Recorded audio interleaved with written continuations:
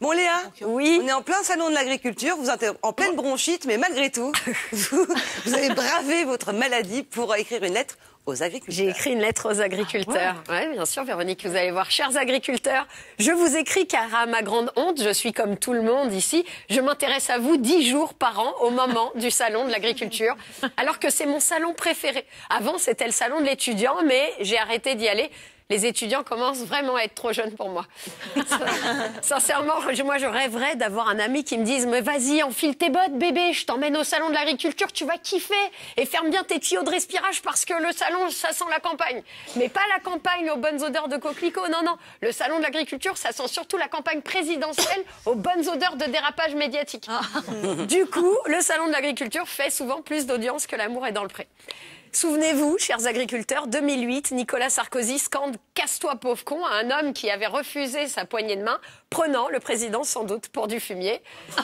2013, François Hollande dit à une petite fille, lui parlant de Nicolas Sarkozy, « Celui-là, tu ne le reverras plus. Hein » C'est comme ça d'ailleurs qu'on a su que le président ne tenait même pas ses promesses faites aux enfants.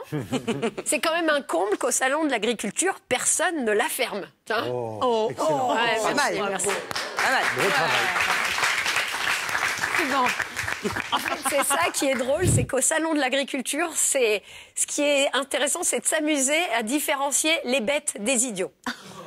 Cette année record, en plus, 14 heures d'Emmanuel Macron a flatté les croupes de belles Normandes et pas une seule grosse boulette, même pas un truc du genre « Monsieur le Président, je vous offre une poule ?» Non, merci, j'ai déjà Brigitte. Même pas un truc dans le genre, pas une boulette, rien du tout. Bref, honte à moi, chers agriculteurs, d'oublier parfois que vous faites face à la dérégulation du marché, face au pouvoir de la grande distribution et que vous vous retrouvez souvent comme votre bétail sur la paille. Il suffit de compter, d'ailleurs, pour savoir que vous êtes vraiment dans la merde. Hein, quand les 2 packs de 6 bouteilles de lait coûtent plus cher à produire qu'à la vente, on peut le dire, 2 x 6 égale bouse. Votre quotidien, chers agriculteurs, c'est l'inverse de l'idéal sarkozyste. En fait, vous travaillez plus pour gagner moins. Vous êtes à contre-courant de la Hollandie, hein, parce que le changement, c'est pas maintenant. Et vous venez de connaître la Macronie, qui confirme donc que pleurer dans les bras du patron n'a jamais permis une augmentation. Et non, il faut coucher. Enfin, coucher ses espoirs, évidemment. En fait, chers agriculteurs, face à vous, nous sommes comme des ados face à leur mère, hein, qui nous nourrit. Et pourtant, on dit quand même « Mais maman, mais vas-y, c'est quoi ces carottes de bolos, là? Mais vas-y, tu m'empoisonnes ou quoi? Et ton jambon tout claqué, là, sérieux? De toute façon, j'en ai rien à foutre, je suis végétarienne. Sur la vie de ma mère. »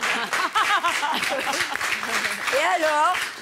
Et nous, pendant ce temps-là, on vous reproche le glyphosate, on vous jette la pierre pour l'épuisement des sols et plus grave, on vous blâme pour les bébés sans bras. Alors que le problème, c'est surtout les députés sans couilles qui n'interviennent pas face au lobby. Voilà. Alors je sais que la faillite hante vos nuits et que pour vous, l'amour n'est pas dans le prêt bancaire.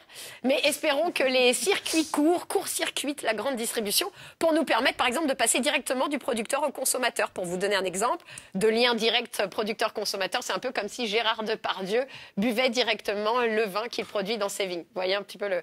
Bon, je veux croire, chers agriculteurs, en tout cas, que l'engouement pour le bio vous permettra aussi de devenir des super-héros, les fameux bioman. Et puis, entre nous, on s'est lâché sur les jeux de mots.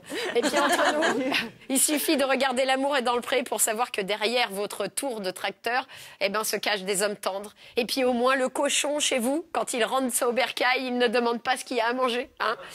Alors, chers agriculteurs, je vous laisse bosser. Vous avez la terre entière à nourrir. Et je vous le dis, je vous aime.